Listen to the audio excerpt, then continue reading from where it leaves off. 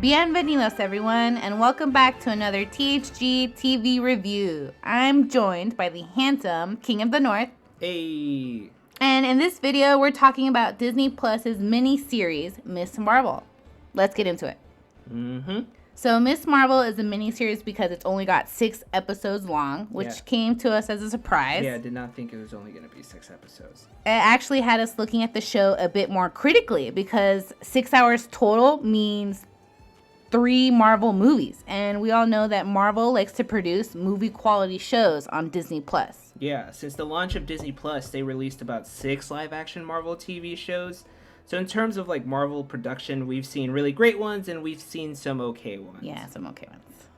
It's really hard to call any of these shows bad because the production quality is so high. But this is the first time an MCU project casted an actress as the main character who didn't have any prior acting experience. So it kind of speaks to who the main audience is for this show, because like it's not for adults, you know, it's for kids and teenagers, someone inexperienced. Definitely, I feel like this isn't made for us. We weren't the target demographic when they were drawing up this show. I think Marvel's in that phase where they realized that a lot of the people who they originally created the Thanos arc, they're grown up, right? That whole era of content is older, and so to stay alive and stay in the business, they got to cater to the next generation. Yeah, I agree. So here we are, another Disney Plus Marvel TV show centered around a teenager coming of age and realizing that they want to be a hero. And this is a good segue to the plot.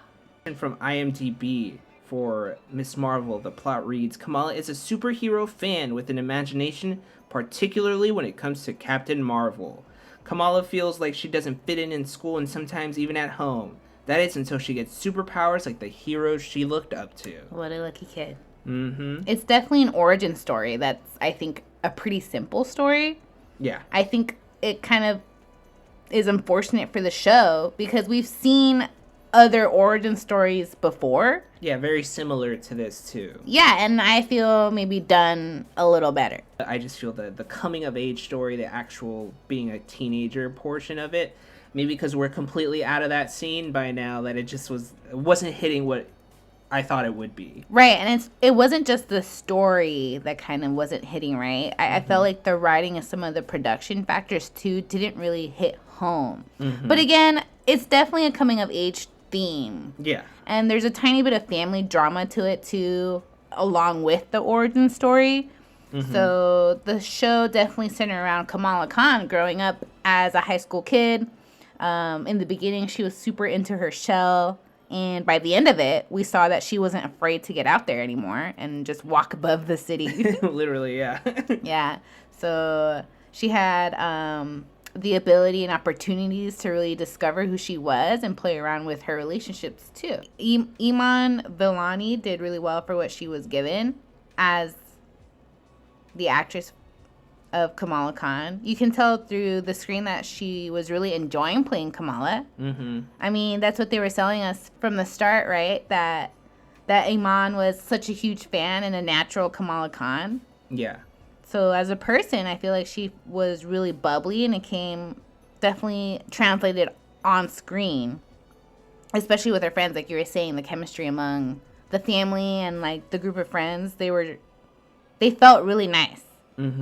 I feel like when she was having to do sad scenes or like was alone, it wasn't really coming out too well because maybe it was just she wasn't as comfortable with those scenes yet, because this is, like you said, her first time acting. Yeah, it's her first time acting. So I think that some of those tougher emotions, if you're not genuinely feeling it, didn't come across, you know? Yeah, but throughout the series, I feel like she continued to improve in each episode.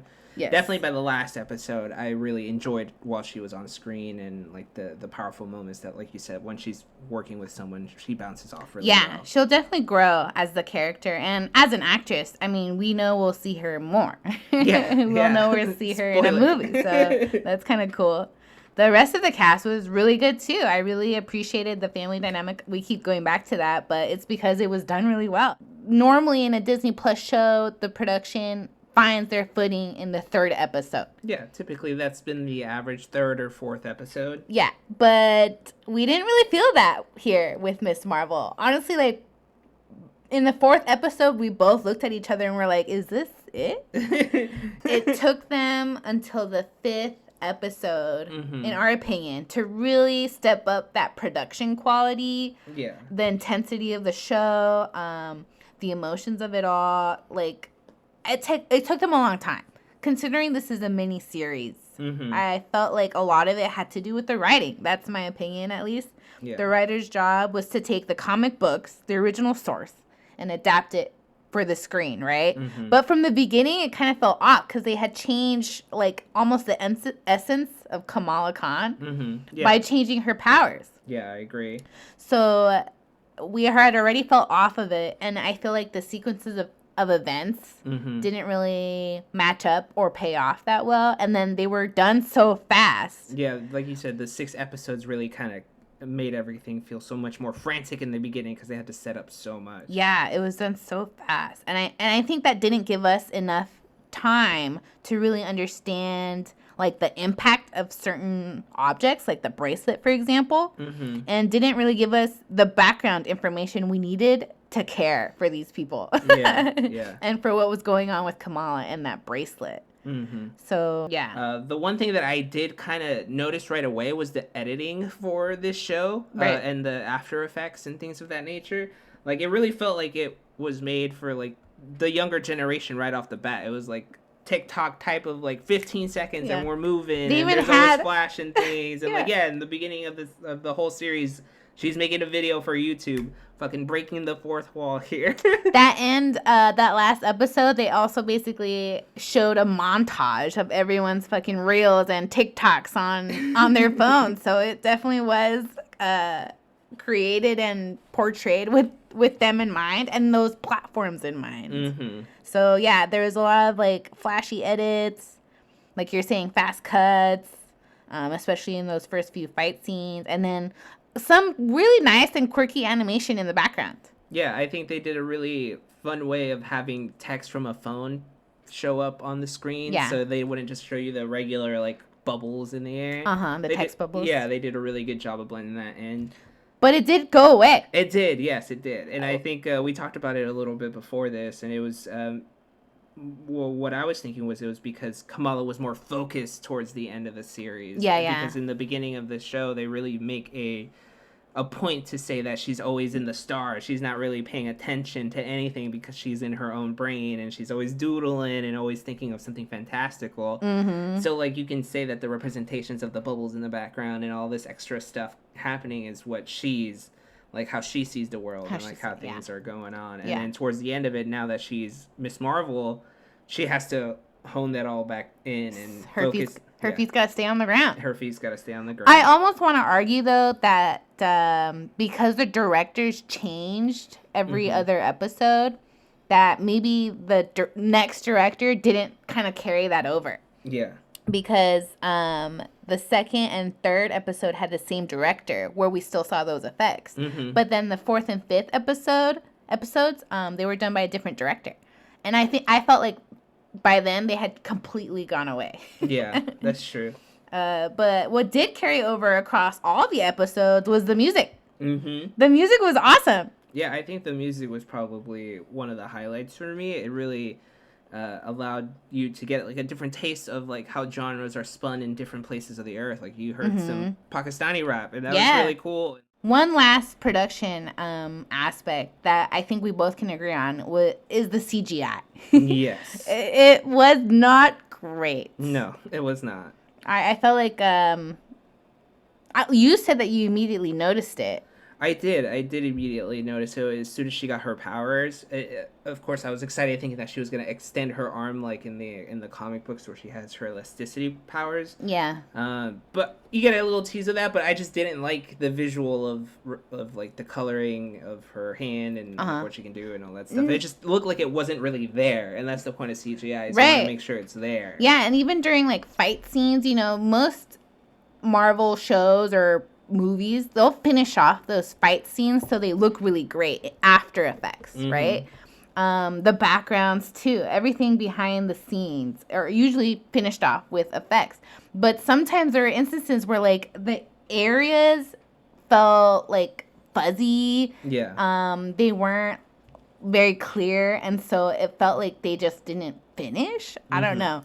I think really what's been hitting it, and we've been hitting it hard, is, and we've seen online, is just how much they've been releasing in such a short amount. Yeah, in terms of content in such a short amount of time, that like it feels like the CGI is really the thing that's getting hit the hardest. Because I feel like throughout the series, after the pandemic has passed and all these shows are kind of being pushed out as quickly as possible, I've seen the quality dip. And like you can see it even in their movies, like it's not as nice as what we have come to expect. Yeah, no, I totally agree. I totally agree.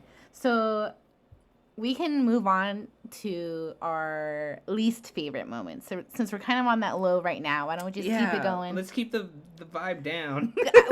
Personally, we have a lot of least favorite moments. Yeah, I think the first one that I'd like to mention, I think you probably we talked about it a little bit before too, was the moment after the wedding where she interrupts this fantastical wedding and like they're coming to try to kill her and all this shit happens and she ends up getting back home somehow.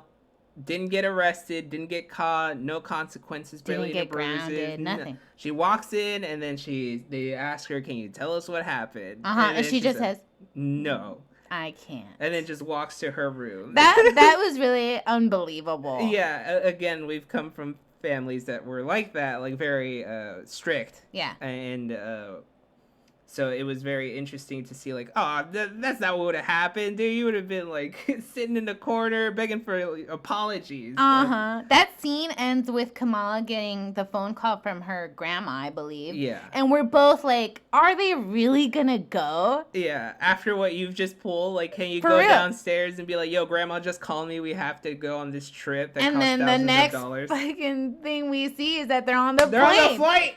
It goes back to pacing. Like, it was so fast. And I don't think it just didn't really feel right. Like it didn't connect. It didn't make sense to me. Yeah. And I think that goes on with a lot of instances. Like another one of my least favorite moments, it was before the wedding, where Kamala is meeting Cameron's mom for the first time. She meets her like the night before, and then her mom says, "Hey, you have some time. Think about it. Come back to me, we'll be friends." But literally, within like 12 hours, her mom... She's taking too long. She's taking too long. We need to do this right now. And it's like, what the heck? And I'm going to kill her. It was crazy. The pacing of it all was just really insane. Yeah, I think that's enough of the downers. We can get some uppers in here. Because we did have some favorite parts of this series.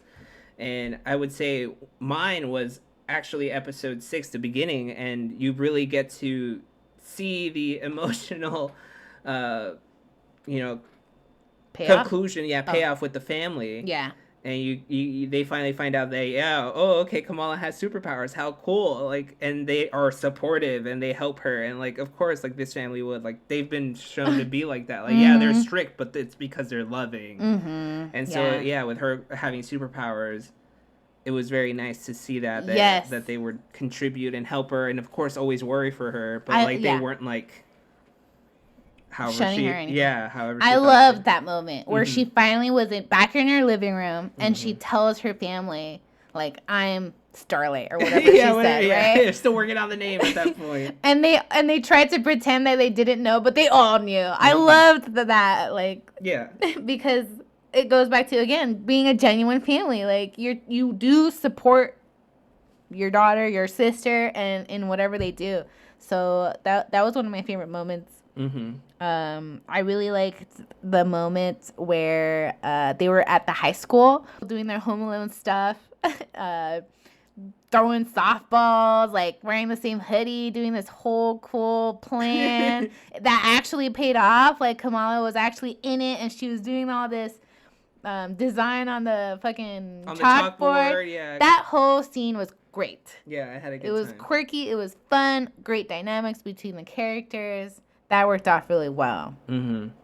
And then I think my second favorite part that I've had is, I think we're just highlighting the 5th and 6th episode, because my second favorite is the whole partition flashback. Oh, yeah. I thought the actors there did a very good job. The pacing of that was very nice, because they wanted to take their time and tell that story. Yes. And it was done really, really well. Let's end our favorite moments by talking about the last scene in episode 6, where she finally uses her extendo arm. Yeah, she's that was great. saving all of her community, basically. What'd she say, embiggen or something like that?